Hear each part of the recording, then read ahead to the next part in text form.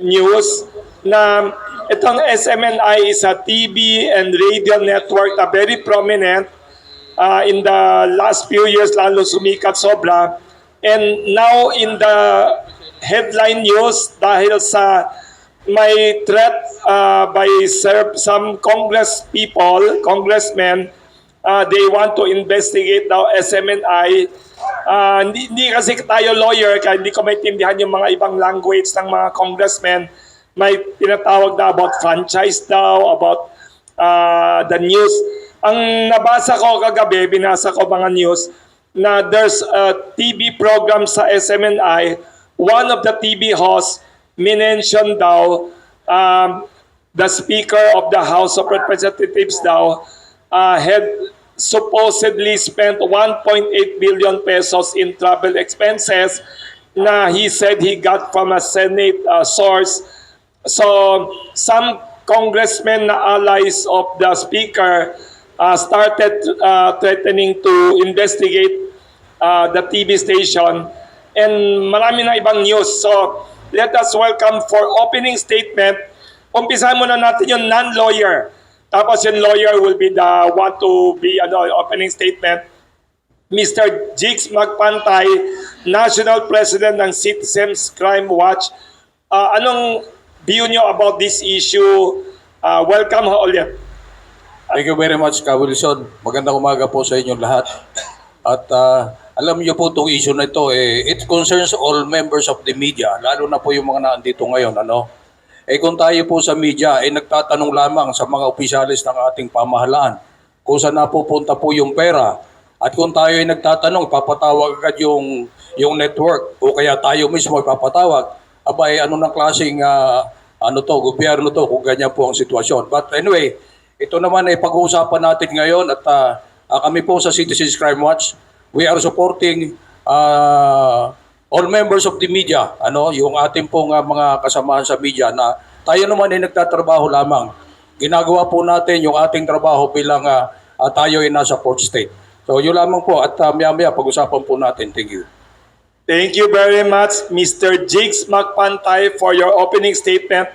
Now for the opening statement of the famous lawyer, defender of many high-profile cases, Attorney Ferdy Topacio, National Chairman of Citizens Crime Watch. Welcome, Attorney Ferdy.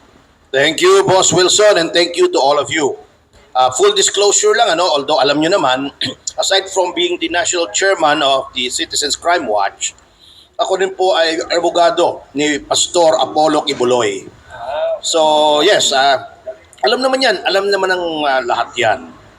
Ngunit I'm here in my capacity as National Chairman together with our President, si Jigs Magpantay, because of our concern regarding what is happening in the halls of the House of Representatives right now. Abagkat, kalalaunch lang namin ng kilusan kontra korupsyon last November 25 sa Valle Verde, yung National Convention namin ng Citizens Crime Watch, attended by representatives of Rafi Tulfo, kung saan lumagda kami ng isang memorandum of agreement for corruption. Nandoon yung representative ng CIDG, Criminal Investigation and Detection Group, para rin sa krimen, at nandoon yung representative ni Sara Duterte. Nandoon din ang chairman ng National Youth Commission, si Yusek Ronald Cardema, at ang tema nga ay how to stamp out crime and corruption in government. At hindi na po ako magsasalita rito, hindi ako magbibigay ng opinion, ibibigay ko po sa inyo opinion ng ating Supreme Court tungkol sa freedom of expression. Why? There should be free media in any democratic society. Sabi ng Supreme Court, again, hindi ako nagsabi nito, Supreme Court, the major purpose of the constitutional guarantees of freedom of speech and of the press is to protect the free discussion of governmental affairs, as well as to encourage and nurture uninhibited, robust, and wide-open self-expression, particularly in matters of governing importance. Ang media po, alam naman natin lahat, is a check on all governmental powers, executive, judicial, and legislative. Okay. Yan o. Ito pa ang sabi ng Supreme Court, ha? Complete liberty to comment on the conduct of public men is a scalpel in the case of free speech. The sharp incision of its probe relieves excesses of officialdom. Men in public life may suffer under a hostile and unjust accusation. The wound may be assuaged by the balm of clean conscience. A public official must not be too thin-skinned with reference to comments upon his official acts. Supreme Court na nagsabi, okay, baka sinasabi na, disinformation, kuno, ha? Mali. Okay, eto rin ang sabi ng Supreme Court. And we all know that under our system of laws, pronouncements of the Supreme Court are part of the law of the land. So batas po ito. Kaya makinig sana yung mga mambabatas. Errors or misstatements are inevitable in any scheme of truly free expression and debate. Consistent with good faith and reasonable care, the press should not be held to account to a point of suppression for honest mistakes or imperfections in the choice of language. There must be some room for misstatement of fact as well as for misjudgment. Only by giving them leeway can they courageously and effectively function as critical agencies in our democracy. Ngayon po, ano nangyari? Maraming disinformation talaga, lalo na dito sa digital age. Yung kay Maria Ressa, di ba, kaya nga na-demanda, disinformation. May sinabi siyang informasyon na si Willie Keng, smuggler, kidnapper, mamamatay tao, hindi totoo yun, di convicted. May remedyo po kung talagang disinformation. Ang dami po nga disinformation. Ngunit, ang kinakataka lang natin, meron na ba tayong batas na lese majeste? Alam niyo yung lese majeste? At Thailand, meron na. Sa Thailand. Pag-i-explain. Meron pong batas, pati sa England, kaya lang hindi na ginagamit. Marami. Etong lese majeste ay batas lamang doon sa mga monarchy, kahit constitutional monarchy, na pag pinulaan mo yung hari, yung pamilya ng hari, it is a criminal offense. Yan na po ang nangyayari ngayon. Pagka pinulaan mo ang speaker, criminal offense na yata ha? Kasi speaker lang Marami nang pinupulaan. Pinupulaan si BBM. Wala namang ginagawa si BBM. Pinupulaan si Sara. Wala namang ginagawa si Sara. Pero, pagka speaker, ang sinaltik mo, he will use all the powers of the House of Representatives para ipitin ka. Ito katulad nito Alam nyo, ang natatawa lang ako rito, nasaan yung mga boses na nung na-convict si Maria Ressa? Freedom of expression, sinisikil. Nung hindi na rin yung franchise ng ABS-CBN, nasaan yung mga boses na yan? Porket SMNI, porket si speaker ang tinira, walang nagsasalita. Nasaan yung mga maiingay na yung mga leftists doon, sina Lagman, sina Franz Castro, ayun, binigyan pa ng litrato ng portrait si speaker. Anong kasipsipan yan? Alam nyo, kung disinformation man yan, di ba noon nagkaroon ng yung kay Thinking Pinoy.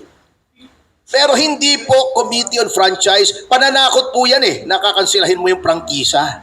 Nakare-renew lang. Bakit hindi sa Committee on Public Information? Maraming pwedeng gawin. Pwede kang magdemanda. Demanda mo. Si Jeffrey Celis, di ba? Demanda mo si Badoy. Bakit legislative investigation, Committee on Franchise, gigisahin niyo yung mga tao. And you will try to get them to reveal their sources. Sagrado po yung rule na yan sa ating media. I'm also part of the working media. I'm a member of the National Press Club. Bakit walang outrage? Papareveal mo yung sources, sagrado sa atin yan. You do not reveal your sources. Otherwise, hindi ka na makakapagbalita ng maayos. Ito po ang nakakatakot dito. Plus, ito, last na po, before I get your questions. Diba, lais lagi ng gobyernong ito. Rules-based. International law. Yung ginagawa nila na yan ay labag doon sa International Convention on Political and Civil Rights ng UN na signatory ang Pilipinas. Signatory approved ng ating Kongreso itong covenant na to. At kailangan natin panindigan ito because under the Doctrine of Incorporation, ang mga treaties na inaprubahan ng ating lehislatura at nilagdaan ng Pangulo become part of the law of the land. At ito po yung mga articles na ito, valid and effective yan. Bakit gusto nila rules-based? Bakit gusto nila international law? Ibabalik yung ICC. Bakit yung na umalis na tayo sa treaty na yon? Itong treaty na effective pa. Niyuyura ka nila. Ito, yung Covenant, International Covenant on Civil and Political Rights at saka yung optional protocol sa Covenant na aprobado ng ating lehislatura, ang lehislatura mismo ang yumuyura. Ano yung kasama doon sa civil and political rights? Freedom of expression, freedom of the press. Ayun ang nananakot sila ng press. Parang sinasabi nila, hindi nyo pwedeng pulaan ng speaker kundi imbestigahan namin kayo. That cannot be good for democracy. Kaya, nababahala po kami at dapat po lahat tayong sa media ay mabahala. Dahil ngayon, SMN na yan, bukas, baka tayo na. Sabi nga ni Justice William Douglas of the U.S. Supreme Court, the liberties of none are safe unless the liberties of all are protected. So sana, yung mga mambabatas natin, mahimasmasan sila at wag nilang ipakita sa madlang people na intolerant pala ang leader ng Kamara. Hindi pwedeng i-criticize. Ganun ang kanyang magiging reaction. He will sick his dogs on anyone who criticizes him. Is that the mark of a true leader? Okay na nga yung mag-ikot siya sa palengke at maghahawak siya ng itlog niya. Itlog, di ba? May litrato siya, may hawak-hawak siya, 2 itlog. Okay na sana yun eh. Pwede na natin i-tolerate yun. Kung idolo niya si Mal Rojas, wala tayong magagawa. Pero para sikilin ang press freedom, that's too much already. And I think we should all unite. This is not about SMNI anymore. This is not about Doreen Badoy. This is not about Ka Jeffrey Celis. It's about all of us in media. Salamat po. Thank you very much to Attorney Ferdy Topacio for your opening statement and to Mr. Jigs Magpantay. Open na natin ang floor for any questions about the issue na gusto nyong tanungin. Ang unang tanong may nagsasabi dito, may plano ba ang grupo ninyong Citizens Crime Watch, kasi lawyer kayo, pwede ba ang lawyer gumawa ng any legal action or file case to stop a congressional investigation or it's beyond the power of courts and ano? Wala po, Boss Wilson because the power of the legislature to conduct inquiries in aid of legislation is plenary. Ano ibig sabihin ng plenary? Wala pong pwedeng makialam under the separation of powers. That power is squarely within the province and duty of the legislature. Although merong expanded judicial power ang ating Korte Suprema, there are still some powers that are beyond judicial review. Example, the power of the President to grant pardons and commutations. Hindi pwedeng i-review yan ng court. Yes, hindi pwedeng i-review yan ng court. May tanong naman. May sinabi kayo kanina sa opening statement nyo na parang may procedural error yata ang Kongreso na bakit sa Committee ng Franchise ang investigation hindi dun sa public information. Pwede bang as a lawyer kayo, hindi kasi kami abogado, marami kayong alam sa legal terms and procedures, pwede bang questionin ng lawyer like you or NGO ng Citizens Crime Watch yun? Bakit doon linagay sa franchise committee ang investigation? Parang lumalabas sa ibang tao, parang blackmail ang dating, hindi siya search for the truth or so-called disinformation. What is your view as a lawyer?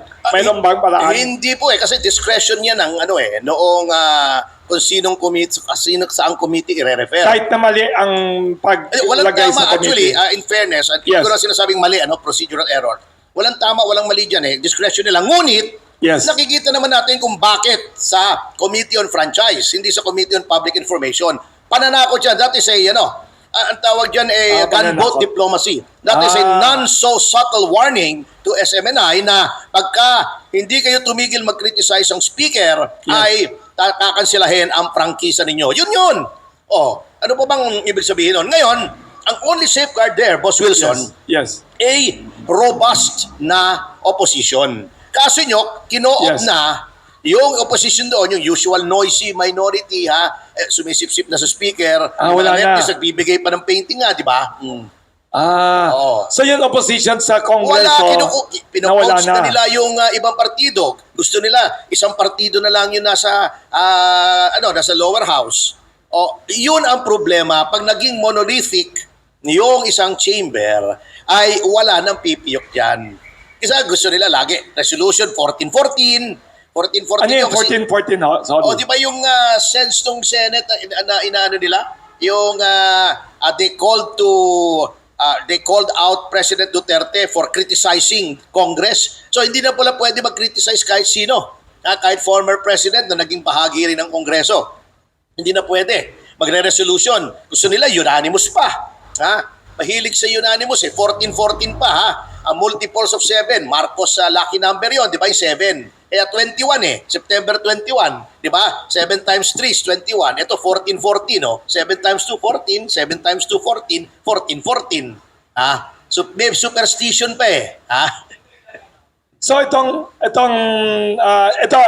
sa senaryo ng legal bilang abogado and political analyst, may patutunguhan ba itong investigasyon o harassment lang to, or pwedeng worst case scenario, pwede pa nilang alisin ang prangkisa based on one incident? Is it strong enough legally? Curious lang ako. Hindi ako abogado. Hindi nga Alam nyo, yung prangkisa, wag naman magagalit yung ABS-CBN dito Anong pagkaiba ng Kasi ABS sa yung unang-una, SMNI? ang yung ABS-CBN nag-expire. Hindi na rin yun. Hindi inalis. Hindi inalis. Number 2, may mga alegasyon, wag na nating sabihin totoo, kung alegasyon na may non-payment of taxes, may a violation ng labor code. As in fact, ako mismo, I personally, nagdemanda ako sa DOLE on behalf of Jobert Sucaldito, alleging violation of labor laws. Ibig sabihin, ang prangkisa is not easily granted and it should not easily be revoked. So Dapat, yung series of violations, continuously not paying taxes, continuous, yung mga end of contract, contractual, etc. continuous Oo. disinformation, Oo. kunyari. Yung isang beses, nagkamali, pagka nagkamali ang GMA7, tanggalin mo yung prangkisa, ganun ba yun? Isang mali. Parang driver's license. Nagkamali ka sa driving violation, hindi ka aalisan ng Isang lisensya multa, agad. di ba? O mag-issue sabihan. ka ng clarification, sabihin mo, hindi po 1.8. So, hindi siya legally parang proportionate. Parang, Disproportionate yung response Parang bullying na ito Parang pinapakita nila, hindi nyo kami dapat kinikriticize. Nasaan ang freedom of expression? Di ba? Very interesting. Sabi ko nga doon sa aking programa, by the Yes. way, nabanggit mo nga pala na Yes. produce ako. Yes. Today is the first day ng streaming ng Mama Sapano sa Netflix. wow, congratulations. Kung may time kayo mamaya, wala kayong magawa, bili kayong popcorn at manood kayo ng Mama Sapano. Wow, producer si na Netflix. Attorney Ferdy Topacio. Nabili na Netflix, so medyo nakakabawi na. Wow. Pwede na magbigay ng hamon sa Pasko. Wow. Dito Anyway. kayo. Dito Ang tayo galing. kukuha ng hamon. May Oo, hamon meron. dito With pandesal. Anyway, babalik tayo. Sabi ko nga doon sa programa ko, it's like burning down a house to catch a mouse. Ang galing. Ibig sabihin, nawiweirdohan kayo na hindi ito legitimate response to this incident. Yes, ibig sabihin, disproportionate. Grabe. parang threat ito. Parang tinithreaten. Di Di ba nagagalit sila doon sa disproportionate response daw ng Israel sa Hamas, yung iba. Parang oo. ganun eh. Pero ayun buhay yun. So, minsan hindi mo masisisi yung Israel pagka binabalanse mo, no? Pero ito, sobra naman. Ano reaction? Isang criticism. Sinabi mo lang 1.8 billion yata ang ginastos mo. May nagsabi sa akin, totoo Yes. ba? Nagtanong. Nagtanong. Nagtatanong lang. Libelous bakit? ba ang tanong? Hindi. Kung libelous, didimanda mo. Hindi naman porket nag-libel yung isang komentarista, violation na ng prangkisa. Alam nyo, in any, Yes. alam mo yan, partner, di ba? Yes. Commentator ka rin, may radio show ka rin, may TV show ito sa Margo TV. Yes. Yan, kasama si Jubes. Attorney, may tanong ako. Kasi nababasa ko kagabi bago kayo dumating dito, research ko itong issue. Kahapon nandito din si Attorney Harry Roque. Anong ang tingin nyo? Nababasa ko yung balita, pati yung ownership ng station, ng SMNI, by your client, Attorney Pastor Quiboloy, ginagawang issue. Ano yan? Bakit ho sinama Ewan doon? ko, ano bang problema? Pilipino naman si Pastor Kibuloy. Yun nga foreign-owned, hindi nila iniimbestigahan sa Kongreso, di ba? Oo. Nandyan, So, nag-exist pa rin. non-issue dapat ito. Oo, non-issue. Kahit na sinong yan. At saka yung ownership, alam nyo, yung mga commentators katulad namin, ako nasa Aliw TV 23 ako, sa DWIC. Maraming May opinion. independence yang Bawat yung mga commentators nyo. Yung views ng komentarista are not the views of the station owner, of the franchise holder. May So- independence po kami. So unfair ito to your client, Pastor Quiboloy, na sinasama pangalan niya na not related to the issue at all, ganyan ba? Yes, oo. Ano naman kinalaman, may kalayaan po kami. Katulad sa DWIC, may mga kasama ko ron. Ay, oo. Depensa nila si ganito. Ako, Napaka-political. kinikriticize ko yun. Oo. Ganito. Meron doon, laging nire-report yung ginagawa ni Speaker. Ako, minsan, binabatikos ko si Speaker. Meron Oo. doon, nung panahon ko, Lenny. Ako, BBM. Ganun kami roon. Hindi monolithic ang aming opinion. Nagsasulat din ako sa Daily Tribune. Oo. Minsan magkatabi pang kolum. Binabatikos yung isa, dinidepensa naman yung isa. Ganun po kami, commentator yun komentarista kami. May sinabi Opinion kayo, yun Attorney Ferdy, may sinabi kayo about, may sinabing parang justice na sinabi, do not be thin skin ba sa English, sabi niyo? Public Balat sa officials Tagalog. should not be onion skin. Onion skin, so hindi pwedeng balat sibuyas. Oo, kasi Kahit na pinasok mahal mo lang yan. sibuyas. Pinasok mo yan. Gusto mong maging opisyal, you expose yourself to the slings and arrows of outrageous criticism. And public scrutiny. Public scrutiny. Ang dami dyan, di ba? Si Sarah, di ba sinasabi, inuubos yung confidential fund. May dinamanda ba siya? Wala. Wala siyang pinasarang Si Digong station. walang dinamandang, may Kahit dinamanda napanood- ba si Digong nung kahit panahon niya, napanood 6 na siya. taon? Si Cory, di ba, dinamanda si Louie Beltran kung sa Oo. mga those old enough to remember. Yes. Sinabi lang ni Louie Beltran nung si Gringo, nagtago sa ilalim ng kama si Cory Aquino. Figure of speech po yun figure of speech. Walang sense of humor si Cory. Pinakita pa niya sa mga reporters. Hindi ako pwede magtago sa ilalim ng kama ko kasi solid yung baseboard ko. Figure of speech nga Di ba? Anong reaction naman, Attorney? Metaphor. Attorney Ferdy Tomasio, anong reaction nyo? Nandito kahapon si Attorney Harry Roque, tapos nag-appeal siya sa media organizations and to all media to come out and defend SMNI. What is your reaction? Yes, Is this your I sentiment? fully support that. Kami nga mismo ni Harry, nag-guest ako sa SMNI, Yes. siya may programa ron. Sometimes, contradictory ang aming opinion, pero we are one in defending not only SMNI but freedom of speech. Of everyone. Sabi nga ni Voltaire, di ba? Yung famous quote ni Voltaire, I may not Yes. agree with what you are saying, but I will defend to death your right to say it. Ganon dapat ang attitude natin mga media. But where is the outcry? Natutuwa pa nga yung iba. Bakit kayo matutuwa? Kahit magalit kayo kay Pastor Quiboloy, kahit hindi kayo member ng kingdom na pinangungunuhan niya, kahit nagdi-disagree kayo sa stand na masyadong pro-administration, lalo na pro-BBM noong eleksyon, still miyembro ng press yan Ang sakit ng kalingkingan, dama ng buong katawan. May tanong naman ako, may nagtanong dito, what is your comment as a lawyer and as an anti-crime NGO na parang in general, ang media ng Pilipinas in the last few years have become very quiet and not like nung unang panahon na very vigilant, very critical. Ano sa tingin niyo? Totoo ba yan o sana hindi? Ikaw, partner, ikaw ay working media ka rin eh. Tumahimik ba ang media in general? Kasi nung ibang panahon, di ba rambuks? Ano tawag sa English? Rambunctious. Rambunctious ang media, very critical and ano sa tingin niyo? Parang tahimik ba sa issue ito or sa ibang political and other issues? Hindi naman siguro tahimik, but ang problema pag political issue na, medyo doon nagkakaproblema eh.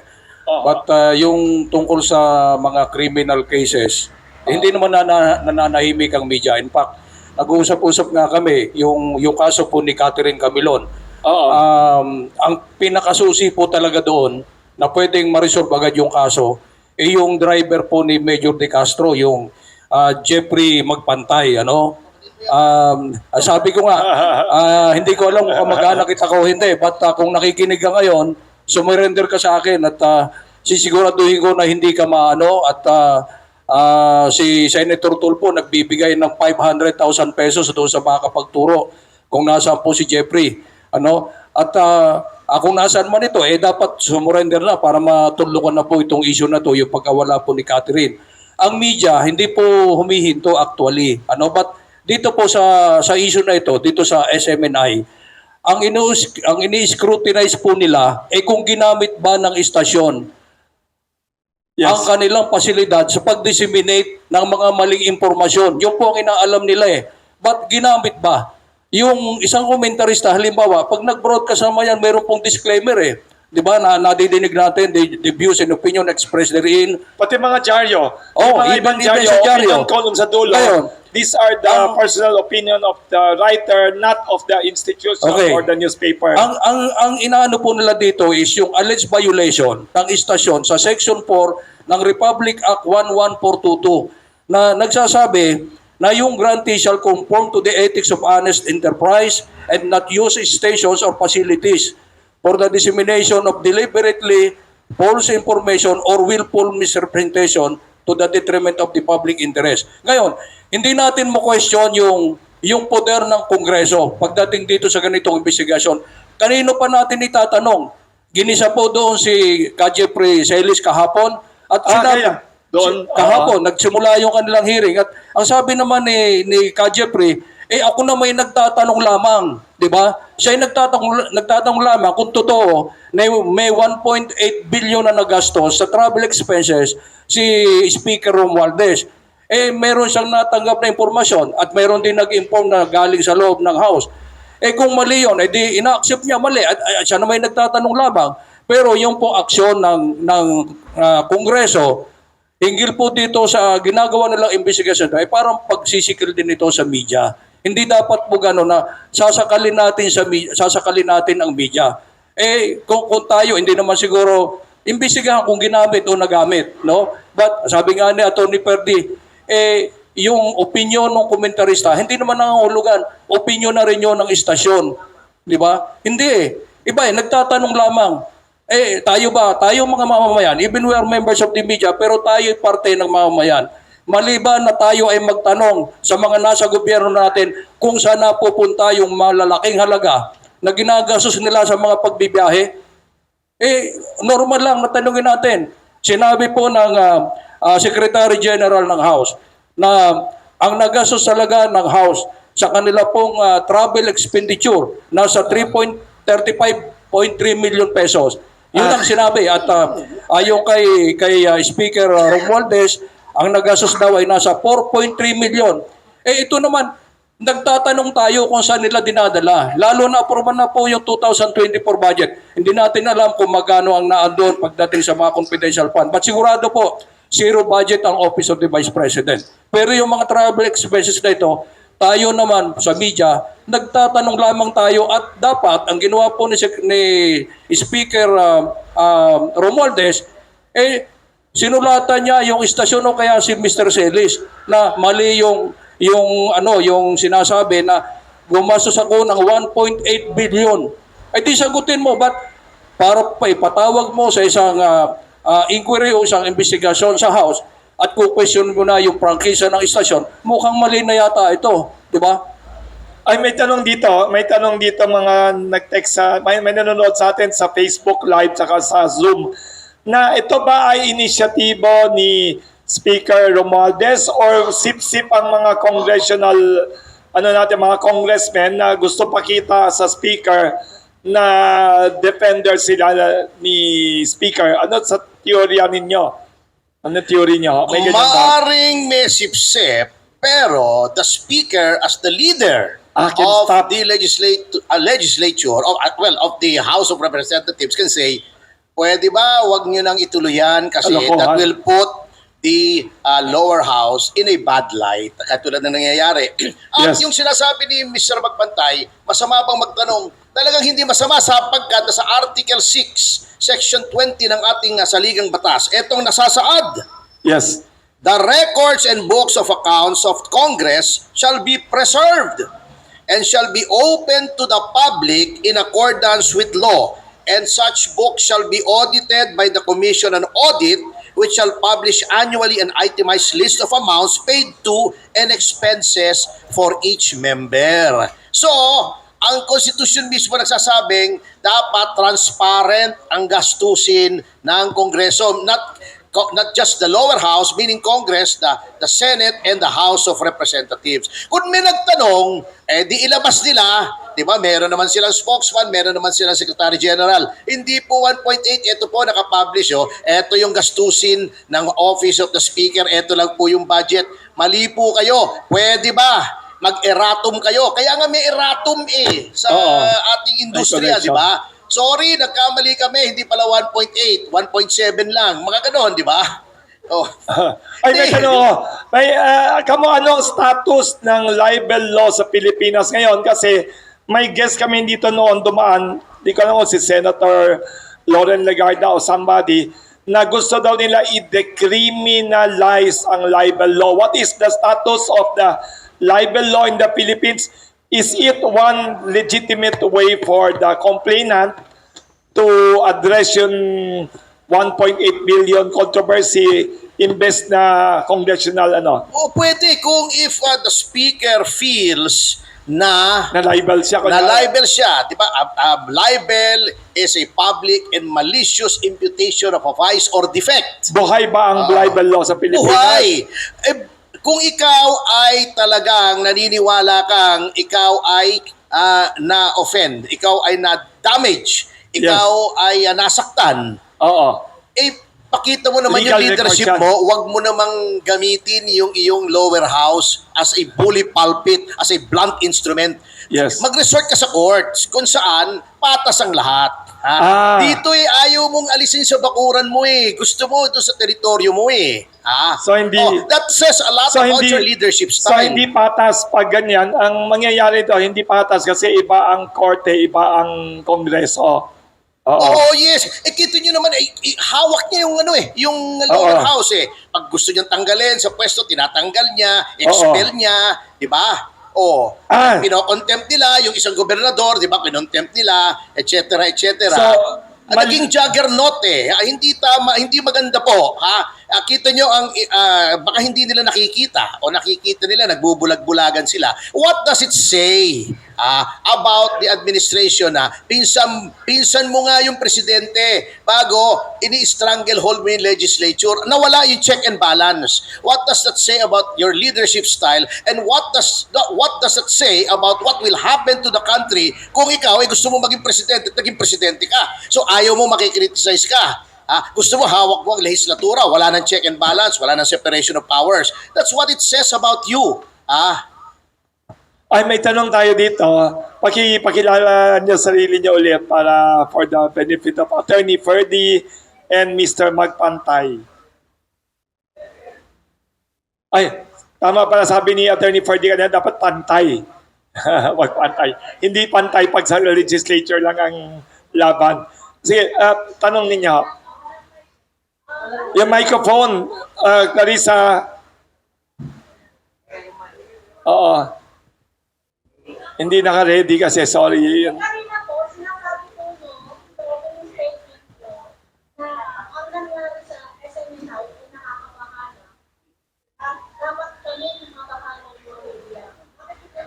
Ayan. Sabi niya, dapat daw matakot o mabahala ang mass media in the Philippines. Bakit kailangan mabahala dito sa congressional investigation against SMNI? Yun nga, well, as I said, para nagkaroon na ng batas na lese maheste rito eh. Na may mga sacred cows. In a democracy, there should be no sacred cows. Kita mo sa Amerika, o kahit presidente nila, Pinagtatawanan criticize nila. araw-araw. Di ba yung mga late night comedy show? Oo, Araw-araw. ginagaya pa eh. Araw-araw pinagtatawanan ng Pinagtatawanan presidente. pa, minamock pa nila, sinasatirize nila, Gabi-gabi. pinaparody nila, gabi-gabi. Gabi-gabi. Sa Saturday Night Live, marami. Oo, Sa oo. TikTok ngayon, sa social media, si Trump, noong presidente, si Biden Biden. ngayon, niloloko nila. Pinagtatawanan. May dinidemanda ba? May tinatanggalan ba ng prangkisa ron? Franchise din ng media ron. Modeled yung ating Public Service Act dito. Yes. Under which binibigay yung mga prangkisa and related laws are patterned after the United States. Dinala yan dito during the colonial times. At Yes. marami pong laws dito na dinala mula sa Amerika, yung Insurance Act natin, Pollution Code, yung Public Service Act. Yan po, these are common law legislation, American legislation na tinransplant dito. So ganun din yun. Meron ba natanggalan doon dahil kinriticize ang presidente? Wala.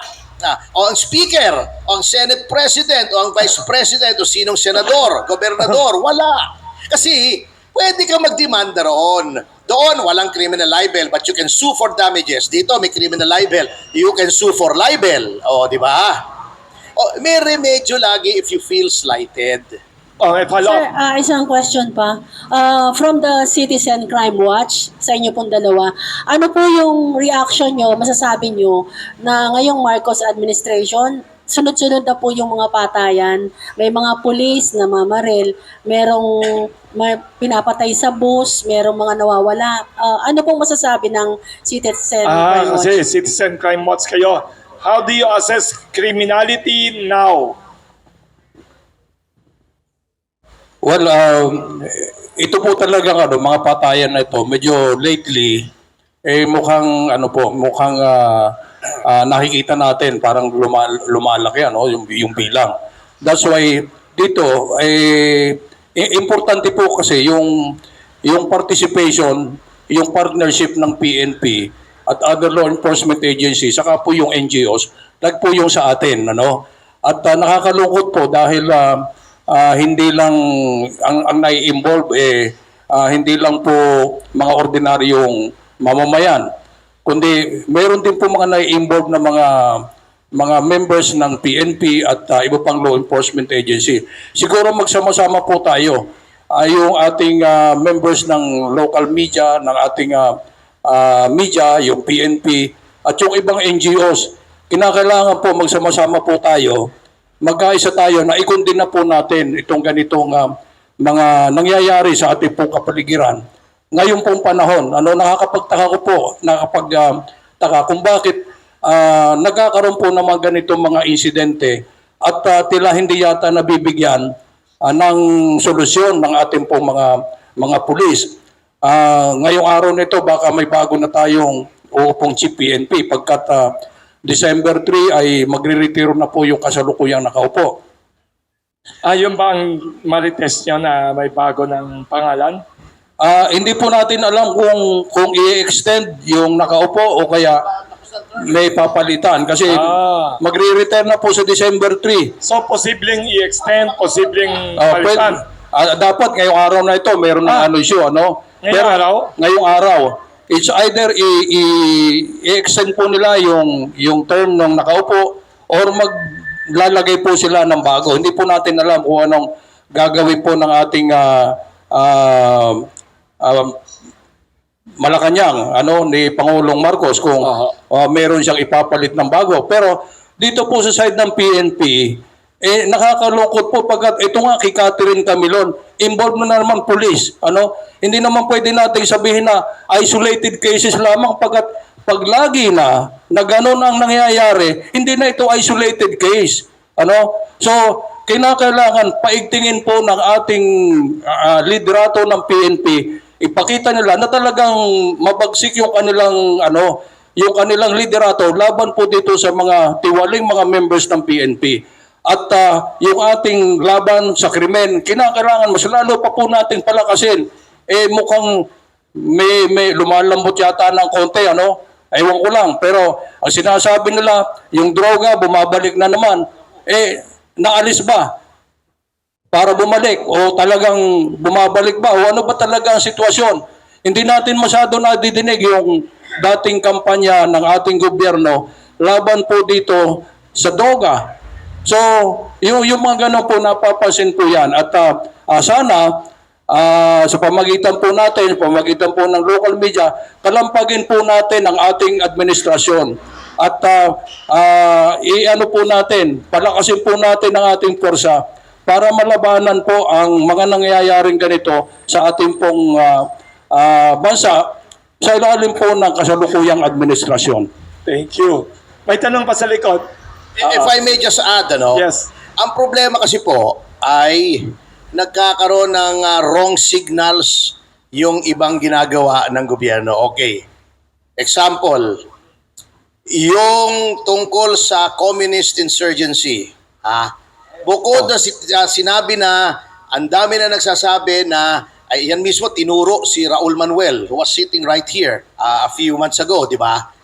Na siya talaga direkta nagre-recruit para sa NPA sa mga eskwela. Tinanggal pa yung confidential fund ng Office of the Vice President. Number 2, yung amnesty at peace talk sa mga rebelde. Pag nakapag-peace talk ka, you impliedly admit na legitimacy ng ginagawa ng mga tao. Mat nakikipag-usap ka, criminal yan eh. Rebelde yan eh. They seek the violent overthrow of the present government and replace it with a socialist state. Malabong mangyari yon, pero ginagawa nila, pumapatay sila. Ang kriminal hindi kinakausap. Kinukulong yan at pinoprosecute yan. Peace talks. Number 3, wini-weaken nila yung yung NTF-ELCAC. Iyan yung almost wala na nga yung communist insurgency, pawala na, winiken pa nila with peace talks. Number 4, may tactical alliance with the legitimate front of the CPP-NPA, yung mga nasa Kongreso. Binigyan nila ng legitimacy. Marginalized na yan eh. Ngayon, binigyan nila ng boses, malakas pa boses kaysa sa mga tao ng mga legitimate na mga congressmen. Yung sina Manuel, sina Franz, sina Brosas. Binigyan nyo na naman ng boses. Number 4, number 5, kung ano man, ang dami eh. Meron ba namang Justice Secretary, ikaw na mismo aamin, give up ka na, uy, ma-acquit si De Lima. What are you saying? Hindi na nagtatry ang gobyerno. Drug trafficking po ang charge. Nabigyan lang ng bail. Sasabihin mo, hindi, ma-acquit na yan. And then, na-embolden tuloy si De Lima. Sabihin nila, there will be a day of reckoning. Akala mo siya pa biktima no?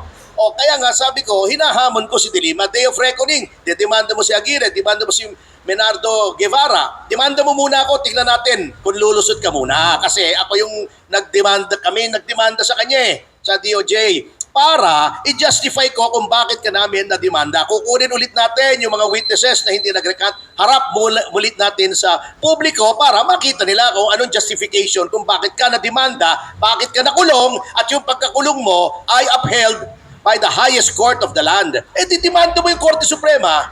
Sila nagsabi, tama yung pagkakulong mo yung mga bagay na yan, nakikitang ang namamayagpag pa yung mga inaccused ng krimen, yung mga rebelde, that sends the wrong signals na this government is soft on crime, na embolden yung mga kriminal. Alam nyo, ito yung anak ko, nag-aalan law, hindi, nagta-tricycle, nag-MRT, nag-jeep yun, nagbabas. Hindi ko pinapahatid sundo yun para maranasan niya. Ganun ako working student ako I know that builds character. Noong panahon ni Duterte, hindi dahil pro-Duterte ako, totoo naman yon. Sabi niya, Dad, okay na, pwede niyo na akong hindi ipasundo sa SM pagbaba ko ng bus. Yung SM kasi 2 kilometers from our place. Which branch? Sa Bikutan. Pwede na ako mag-tricycle.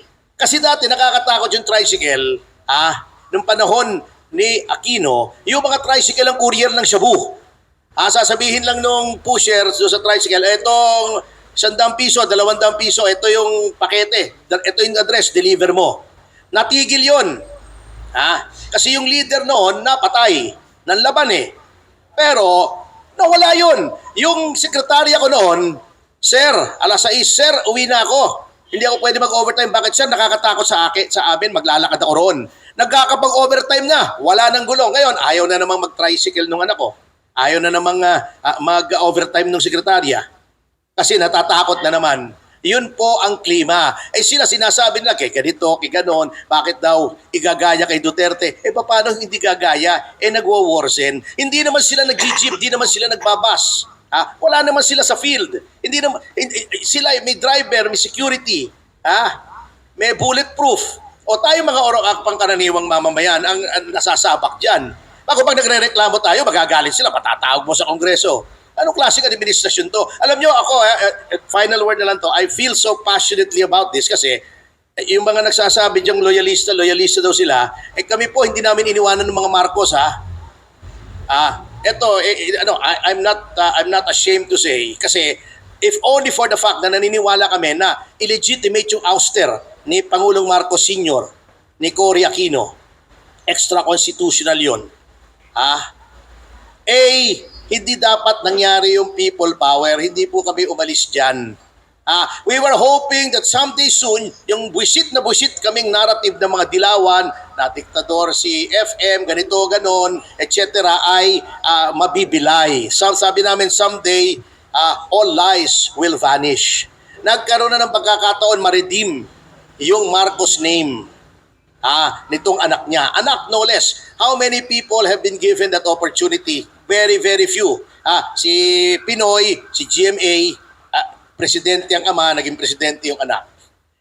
Ni-squander na nga ni Noy Noy yung legacy ng nanay niya, whatever legacy that is. Eto, sa halip na ipakita niya hindi authoritarian, libertarian, maganda pamamahala, walang corruption, walang kriminalidad, na alam namin yun ang totoo nung martial law, disagree or not, ganon yun ang aking yun ang aking experience, sinayang niya yung opportunity. And history seems to repeat itself. Those of you old enough to know, di ba, one of the issues, hindi ko sinasabing totoo, one of the issues noon against Ferdinand Sr. was yung panghimasok ni Cocoy Romualdez, yung tatay ni Martin. No, history seems to be repeating itself. Mukhang Romualdez na naman sisira sa Marcos. Nanghihinayang lang ako kasi all along we thought that mako-continue yung dati. Ang nangyayari, sorry to say mukhang tama si Pangulong Duterte, he is a weak leader. Kung hindi niya ma-handle itong mga ganitong mga problema, he does not have his hands on the reins of government. Maraming follow-up question sa mga sinabi nyo. Nagising... Attorney Oo. Topacio. Pangalan niyo ulit para maalala niya. Attorney Topacio, can we get your Net 25. legal opinion doon sa sinabi niyo kanina na itong nangyayari sa Congress, hindi lang intended na kaumang sa isang media entity, kundi sa kabuuan ng media. And using the separation of power, and according to you, that is the facts, that congressional inquiry in aid of legislation is plenary in nature. So, pwede ba tayong tumakbo sa korte using the provision of the Constitution, Article 8, Section 1, Paragraph 2, and I quote, "Judicial power includes the duty of the Court of Justice to settle actual controversies involving rights which are legally demandable and enforceable, and to determine whether or not there has been a grave abuse of discretion amounting to lack or excess of jurisdiction on the part of any branch or instrumentality of the government." Can we use this provision? Sa process of making a law or any legislative action, hindi Let me illustrate para siyempre talagang itong konseptong to mahirap inawaan Halimbawa, ang Kongreso ay may ginagawang batas. Siguro, talagang emphatic na, talagang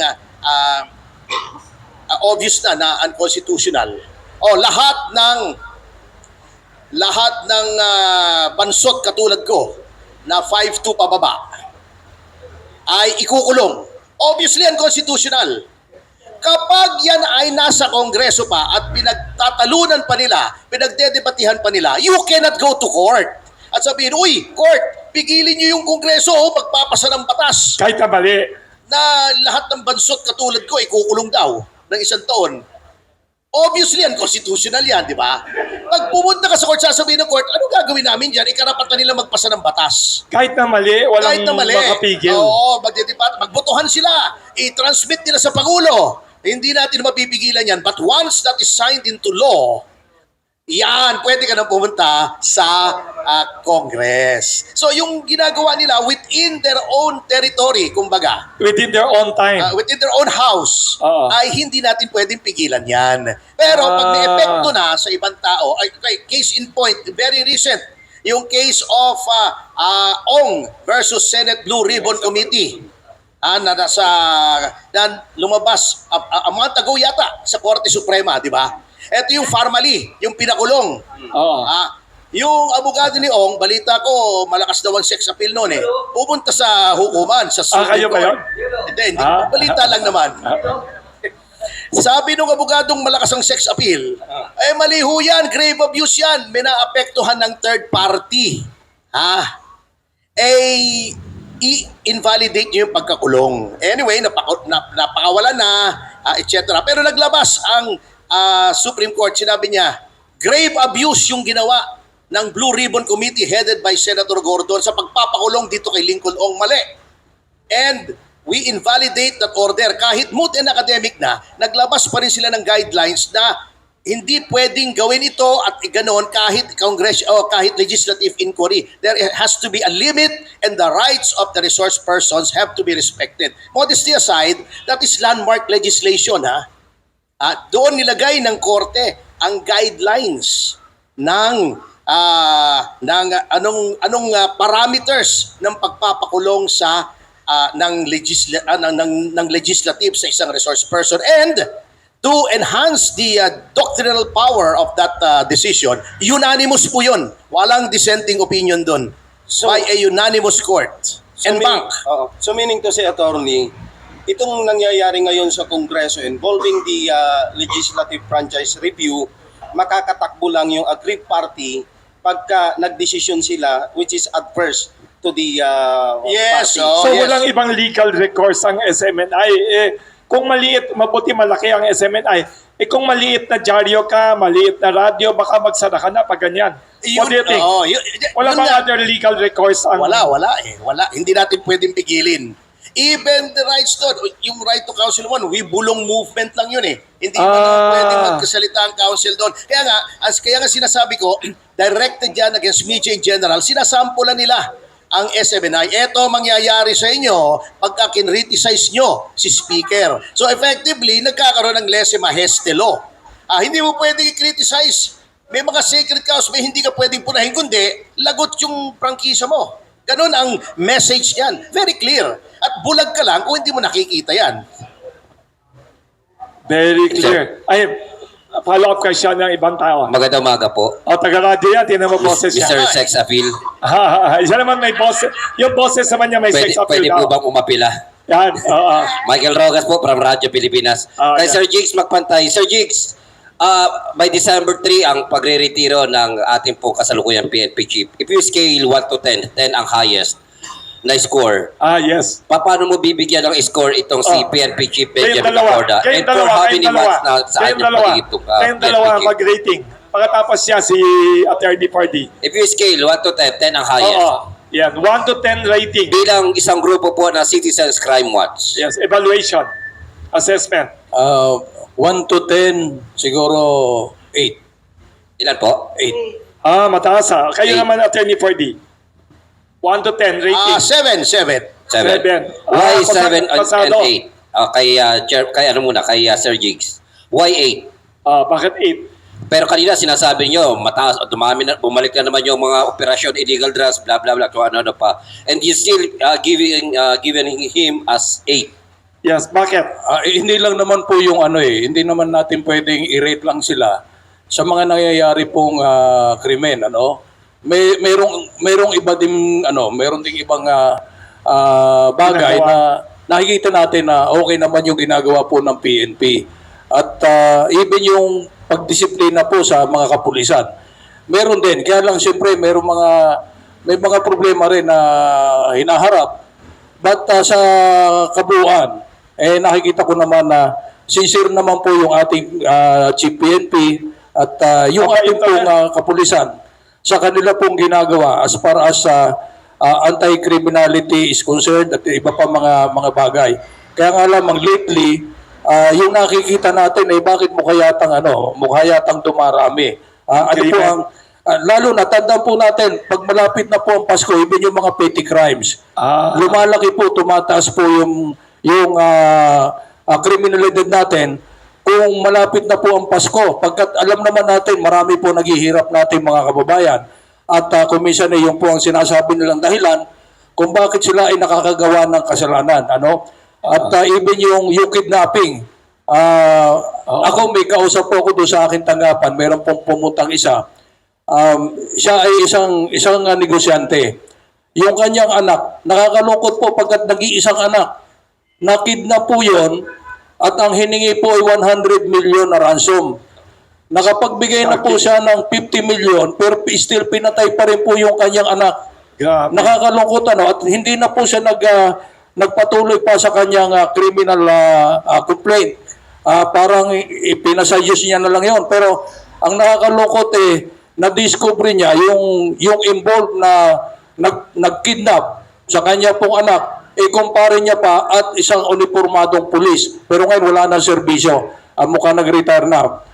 Pero still pulis pa rin. So yung po mga ganon. So ang sabi ko nga, yung ating, meron tayong grupo sa PNP, yung integrity monitoring, this is a separate group sa Philippine National Police na siya po yung umahabol sa mga scalawags. Dapat nito, mas palakasin pa po natin yung internal affairs. At yung internal affairs service po ng PNP, hindi lamang sila kontento na every year magkakandak sila ng inspection, magkakandak sila ng evaluation. Dapat from day-to-day activity ng bawat kapulisan, yun ang minomonitor nila. At umiikot sila sa mga istasyon para masiguro na yung mga pulis natin sumusunod sa tama. Alam naman natin, ang dami mga pulis na hindi kontento sa sweldo nila. But sa kabuuan po, ang Philippine National Police medyo okay naman at sabi ko nga yung 2% yung mga nangyayaring mga aligasgas, mga nangyayari pong krimen, doon sila po may konting pagkukulang. Alright. Attorney, aside sa pagiging malapit sa presidente at yung trust and confidence ng presidente, ano pa ang dapat na maging kwalifikasyon ng susunod na PNP chief? Yan. Attorney Ferdy. Attorney Ferdy Tapasio. Una-una, dapat malinis. He must be a man of integrity. Wala kang mapupula. At a man of strong will. Yun naman ang kailangan Kanya lang, ang problema, yung sinasabi nga ni Jigs, ang police, nasa executive yan ang chain of command yan presidente to the DILG secretary na under niya ng police, di ba? Police, yung bombero, lahat. Malaki yung, it's a very big organization, DILG. Galing ako dyan, nag-asik ako dyan It takes its cue from the president. Ngayon, halimbawa, nakikita nila noon ng presidente, pag may tanimbala, di ba? Pag kayo magtatanimbala dyan, pakakain ko sa inyo yan. Di ba? Natatakot yung mga tao. Yung mga kriminal. Huwag kayong matatakot. Huwag kayong patataig. Pag lumaban, huwag kayong matatakot. I'm behind you. I'm ready to grant you pardon, etc. What you're saying, it's the presidency that affects peace and order overall. Kasi yun ang executive The executive implements the law. Nasa ilalim niya ang pulis All the armed forces, he's the commander-in-chief of all the armed forces. Armed forces, yung not only the military, police, yung mga paramilitary, even yung mga security guards, may batas tayo na pwedeng in the event of an emergency, pwedeng i-deputize yan ng presidente. Pwedeng lahat ng security guards pwedeng under ng command ng presidente yan. Para may gera, may kaguluhan, Parang sinasabi nyo, sorry to interrupt, parang sinasabi nyo kailangan lumakas ang ano ng presidente para gumanda Para ang peace and lumakas ang order. loob ng pulis. Pag nakikita mong mahina yung presidente, lelembot-lembot, matatakot ka rin. Naintindihan ko na sinasabi Oo. nyo, Attorney Pwede. Kayong dalawa, nagko-complain kayo, dumadami krimen, pero mataas pa rin ang rating nyo sa PNP chief. Kasi ang sinasabi nyo, sa summary ko na kailangan manggagaling sa Pangulo yung political will against crime. Oo, kasi mahirap. Halimbawa yan, may magsusumbong, may nagre-recruit yung bayan ko, anak bayan. Kabataan, party list doon sa eskwela ko, nagre-recruit para sa NPA. Teka muna, kaibigan ng speaker yung mga yan yung mga head niya sa Kongreso, baka ako pa madisgrasya pag hinuli ko to. Ganun very clear. They take their bearings from the chief executive and the commander-in-chief. Not just the chief executive, but the commander-in-chief of all the armed forces in the Philippines. Pag nakita nilang medyo patumpik-tumpik yung commander-in-chief, mawawala ng loob yan. Yan ang sinasabi ko. Thank you. May Sir- follow-up. May Sir- ibang tanong. Rambo Labay ng DCXR. Attorney, para mawala yung agam-agam ng ating mga kababayan kasi iba-ibang mga dahilan kung bakit tinanggal. Merong sinasabi dahil sa politika, may sinasabi diversionary tactics, may malaking issue na gustong patayin, ida-divert dito sa malaki. Marami pang mga iba-ibang mga dahilan, no? Ano ang sa tingin nyo, attorney, para dito sa SMNI? Meron ba talagang batayan dahil lumalakas na ang mainstream media, nagkaroon ng labanan between social media and mainstream media. Para bang sinasabi, pag mainstream media, fake news yan. Ang social media, yung mga vlogger, yan ang totoong balita. So, sa tingin nyo, bilang abogado, may mga legal bang batayan ang Kongreso para kahit papaano, makikita natin, natanggalan ng prangkisa o personal lamang yung kanilang ginagawa dahil nasisikil yung kanilang mga personal na interest, attorney? Maganda tanong niya. Ang tanong niya, legitimate ba itong ginagawa sa SMNI o namumuliti ka lang? Ito ay bullying ito. This intends to send a chilling effect sa media. Kumbaga sa West China Sea, wina-water cannon tayo Hindi siya direktahang putok ng kanyon, pero this is a threat na ito mangyayari sa inyo if you criticize the speaker. Lahat pulaan nyo na, pero pag speaker, imbestigahan namin kayo. At hawak kami ni speaker. Monolith kami rito, juggernaut kami rito. Walang opposition dito. Lahat sama-sama, makakaliwa, lahat traditional politicians, lahat kasama rito. Kayang-kaya namin kahit sino, kaya wala kayong laban sa amin. Yan ang message na pinaparating dito. And if we do not resist now, slowly but surely, we will be whittling away the freedom of speech and freedom of press in this country. Parang yung sinabi ng Holocaust, di ba? Yung Holocaust yung kinikwento ng Jew lang matanda. naman, sabi nila. Yung mga Hudyo na inaapi. Nung panahon ni Hitler, talagang grabe yung discriminatory laws doon.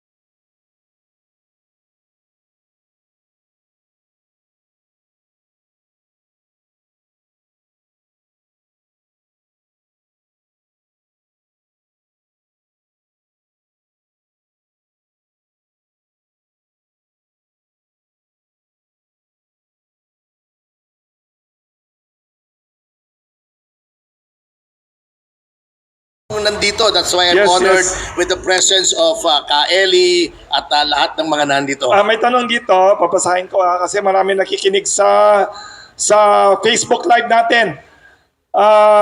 Ito. Sabi ni, galing sa Iloilo, professor and lawyer and medical doctor Leomil Aportadera.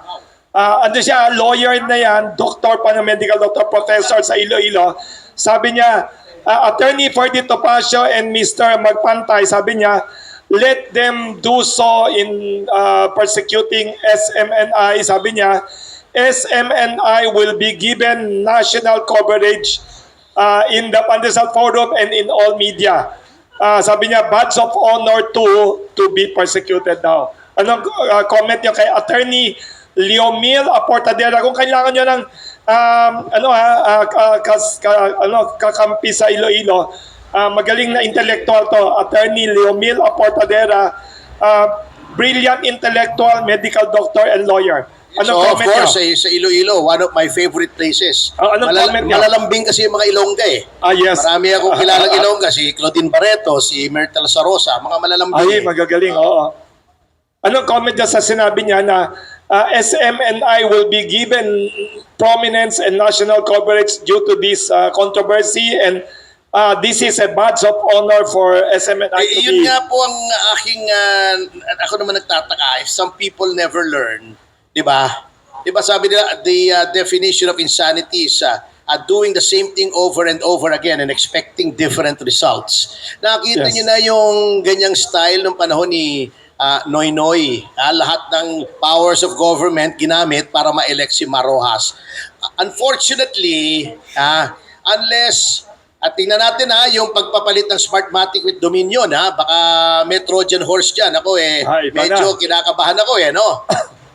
Unless may massive fraud na override yung will ng majority. Alam nyo, nakita na natin kay Rojas, nakita na natin sa maraming pagkakataon. Kung ayaw talaga sa'yo ng tao, kahit anong gawin mo, kahit alang laking gastusin mo, hindi kayo boboto eh. At alam nyo, ang problema sa speaker, parang, ewan ko sa inyo pero sa mga nakakausap ko, mga Yes. political observers, parang ang tingin nila kapag speaker ka ay